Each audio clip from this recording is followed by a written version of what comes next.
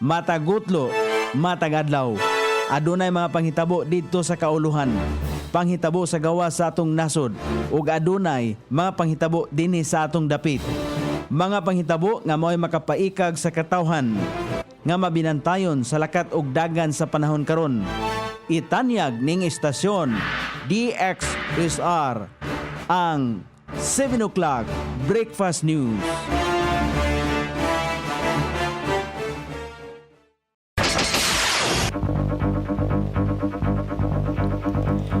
Higala, kumusta? May buntag Iligan, may buntag Mindanao, may buntag Pilipinas. Adlaw Miyerkules, pizza 30 ni buwan sa Abril ning tuiga 2025. Sangan sa ato station manager Pastor Robin Sulapas kini ang inyong kaisar kabisaya Nonay B.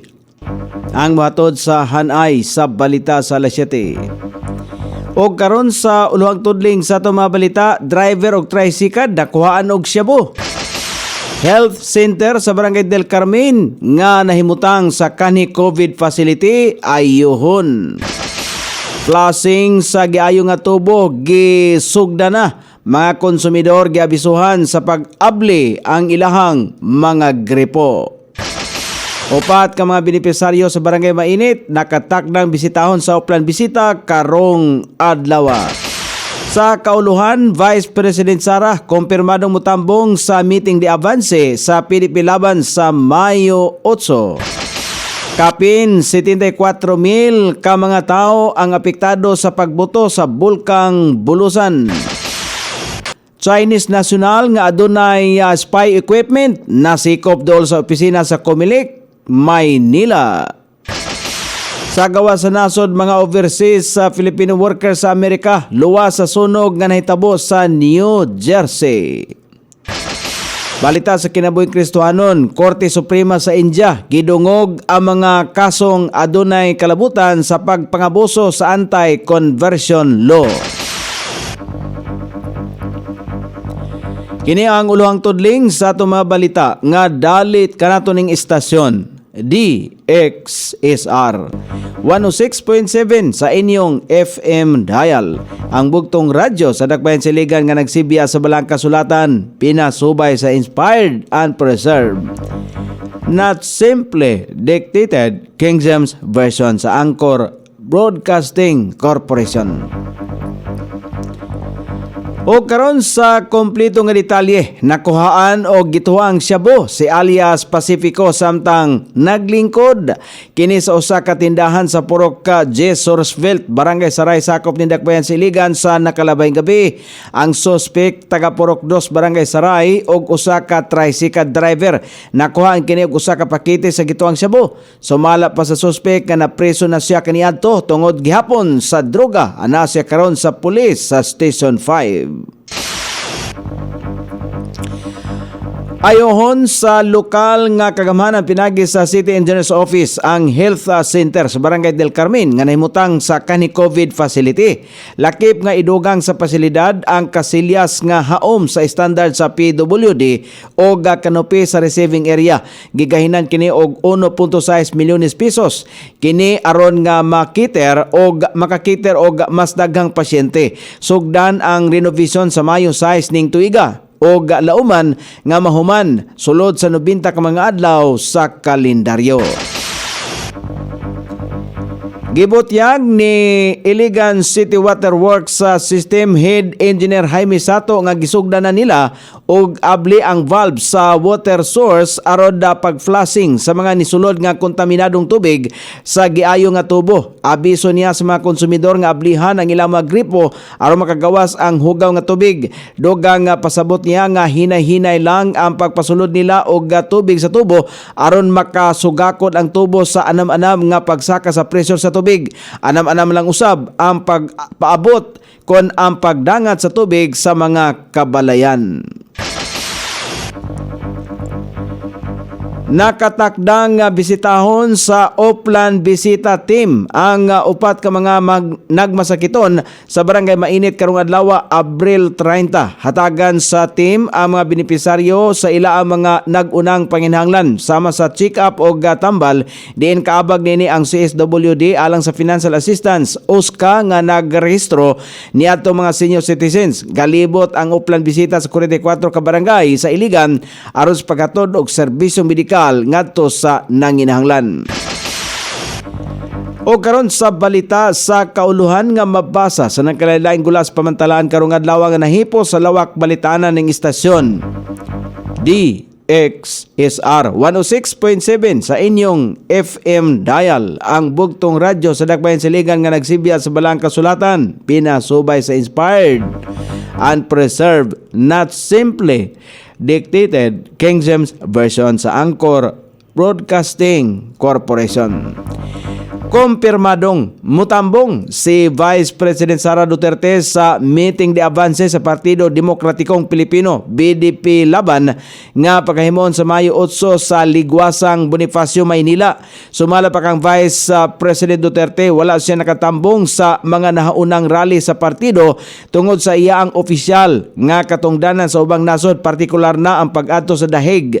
Sumala pa niya bugtong ang meeting de avance lang ang nakatakda sa iyang schedule alang sa kampanya sa mga senador sa PDP laban. Gipatinaw pa ni Vice President Sara nga dili mamahimong usbon ang schedule sa PDP laban tungod kay naplansa na ayha pa siya nakabalik sa Pilipinas. Busa nasabutan nila ni PDP Secretary General Attorney Wendell Avisado nga mutabang siya sa meeting, kon mutambong siya sa meeting de avance isip suporta. Gilauman nga dakong tabang a presensa ni Vice President Sara Duterte sa katapusang yugto sa kampanya sa partido sa dili pa ang midterm election sa Mayo 12. Mukabat na sa kapin 74,000 ka mga tao ang apektado sa pagbuto sa Bulkang Bulusan, dili pa lamang dugay. Sumala pa sa pinakaulahing taho sa National Disaster Risk Reduction and Management Council base sa ilahang progress report. Gibada ba ng 14,830 ka pamilya gikan sa 51 ka barangay sa lalawigan sa Sorsogon ang naapektuhan sa pagbuto sa bulkan niadtong Lunes.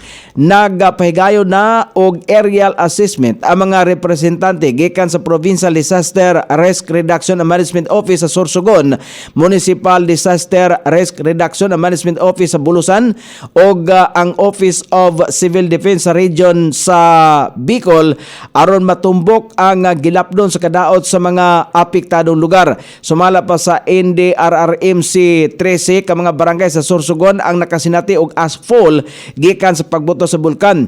Nagpabilin paghapon nga naa sa alert level 1 ang bulkan sa Bulusan ug adunay posibilidad sa mga musunod pa nga erratic eruption. Nadakpan ang usa ka Chinese national nga adunay dalang International Mobile Subscriber Identity o IMSI catcher sa Intramuros sa Maynila sa gilusad nga operasyon sa mga sakop sa National Bureau of Investigation. Nadakpan ang nasyong banyagang Chinese nga nagsakay sa iyaang kotse dihang na-intercept sa NBI ang iyaang behikulo o gilayon kining giaresto. Og pagbukas sa iyang sakinan, nakita ang equipment nga gitawag og IMSI catcher. Sumala pa sa tikpababa sa National Bureau of Investigation nga si spokesperson Ferdinand Lavin, dugay na sumala pa nila kining gipanid-an kung asa giasoy niya ang pagtimbre kanila aron na masikop ang nasyong Chinese gikan sa investigasyon sa ilaang Cybercrime Division o Technical Intelligence Division. Dugang pa niya ang Chinese national ang gikaingong nga nakalibot pa sa lain-laing building sa gobyerno sa Maynila, partikular na sa Padre Fruta Street kung asa nahimutang ang Korte Suprema o Department of Justice. Samtang giangkon usab sa nasyong spokesperson nga ang motibo sa pagdala o paglibot sa Chinese national nga adunay spy equipment ang dili pa sigurado. Apan giasoy niya nga nakasiguro sila nga kaya nini maka-text blasting, makatanggap og makakuha og impormasyon o masulod o makuha ang mga content nga nakatago sa personal nga smartphone sa usa ka individual. Gikaingon usab niining kaya nga makasagap o makahigop og dita gikan sa gilayong 500 metros hangtod sa 3 kilometros ang gilayon.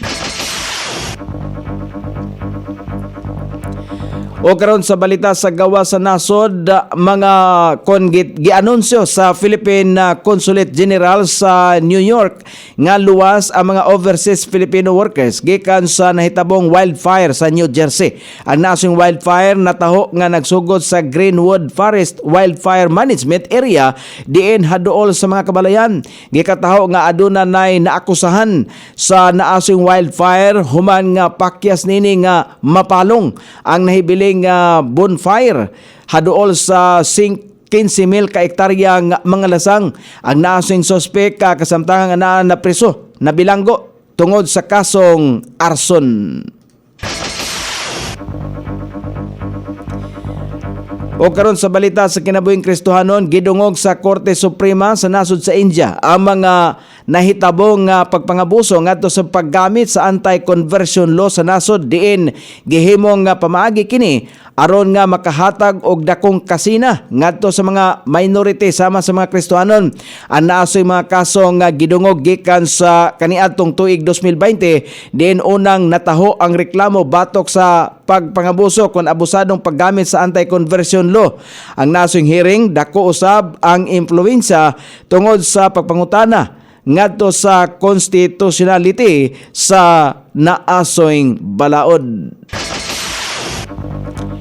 O karon sa pagbanabana sa kahimtang sa dagan sa panahon, padayong gimonitor sa Pag-asa karong mga panahon na ang low pressure area base sa available data ana kini mahimutang sa 805 kilometros sa eastern kon east of southern Mindanao. Gipakusog niini ang gitawag og intertropical convergence zone nga makaapektar sa Palawan ug Mindanao. Easterlies usab ang makaapektar sa ubang bahin sa nasod nga Pilipinon. Ang Davao Region, Palawan ug ubang bahin sa Mindanao, Metro Manila ug ang ubang bahin sa nasod ang makasinati paghapon og karong adlaw og manag-umon nga kalangitan. Inubanan sa patak-patak ka mga pagulan, ilabi na panahon sa kapunon og sa sayong taknas kagabion. Kini epekto sa low pressure area, intertropical convergence zone og easterlies. Sukod sa temperatura dinhi sa dakbayan siligan, ang kabugnawon ana sa 24 ug ang kainiton mosangko sa 35 degrees centigrado. Ang adlaw misila kaganiya sa alas 5:34 ug mosap unya sa alas 6:13 sa sayong takna sa kagabion.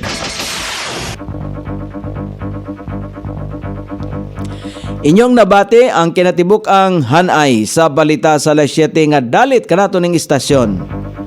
DXSR 106.7 sa inyong FM dial. Ang bugtong radyo sa dakbayan siligan nga nagsibya sa balang kasulatan, pinasubay sa inspired and preserved, not simply dictated King James Version sa Angkor Broadcasting Corporation. Sangan sa tigsuwat sa atong balitang international ug sa kinabuhing Kristohanon, pitjan sa balitang lokal Coney Island sa ato station manager Pastor Ruben Sulapas. Kini ang inyong ka-isar kabisaya Nonoy B. Magpasalamat og moingon mayong buntag Iligan.